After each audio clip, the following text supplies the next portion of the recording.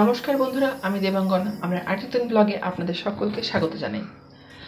ফ্রিজে বেশ কিছুদিন ধরেই দুটো নয়, এক ছড়া বেশ বড় সাইজের সিঙ্গাপুরি কলা ছিল। তার মধ্যে বেশিরভাগটা খাওয়া হয়ে গেছিলো, আর ছিল মাত্র কটা, দুটো তিনটে ছিল। তো সেগুলো বেশি পেকেও গেছিলো, আর এত কিছুর মধ্যে আর খাওয়া হয়নি।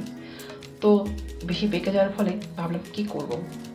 তো সেগুলো আজকে ভাবলাম সন্ধ্যাবেলায় কলার বড়া বানাই। তো যেমন কথা তেমন কাজ, আমি এখানে কলাগুলো ছাড়িয়ে নিয়ে নিয়েছি।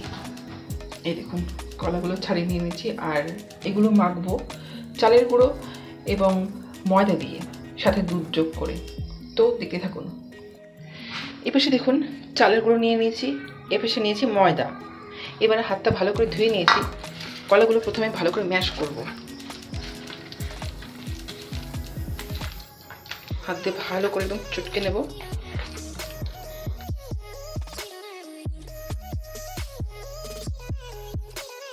তার মধ্যে দিয়েছি এবার চালের গুঁড়ো আর ময়দাটা। এখানে ময়দার পরিমাণটা বেশি দিয়েছি।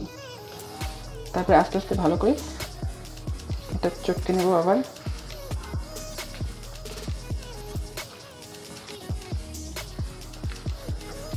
বেশ থকথকে একটা পেস্ট মতন হবে। এরপর দেব চিনি। চিনি এখানে আমি বড় চামচের 3 চামচ মতো চিনি দিয়েছি। আসলে বড়াতে একটু মিষ্টি মিষ্টি হলে ভালো লাগে, তাই না? এরপর চিনিটা দিয়ে একটু ফেটিয়ে নিয়ে তারপরে 2 চুটকি ভরে আমি নুন দেব। নুনটা দিয়ে সামান্য ফেটিয়ে নিয়ে আমি বড় চামচের 1 চামচ মতো দুধ দিয়েছি। দুধটা দিয়ে যদি আপনাদের ব্যাটারটা বেশি পাতলা লাগে, তখন আপনারা আবার ওই ময়দা দিয়ে আবার ব্যাটারটা একটু টাইট করে নিতে পারেন। আমি এখানে 4 কাপ ময়দা এবং 1 কাপ মতো চালের গুঁড়ো দিয়েছি। তারপরে ভালো করে ফেটে নিয়ে গরম তেলের মধ্যে আমি বড়াগুলো আস্তে আস্তে ছেড়ে দেব, এবং বড়াগুলিকে আমি হালকা বাদামি রং হওয়া পর্যন্ত ভাজতে থাকবো মিডিয়াম ফ্লেমে। আপনারাও বাড়িতে এরকম কলার বড়া বানিয়ে খেতেই পারেন, আপনাদের নিশ্চয়ই ভালোই লাগবে। আর দেখবেন কত সুন্দর নরম তুলতুলে একেবারে আমাদের বড়াগুলো তৈরি হবে।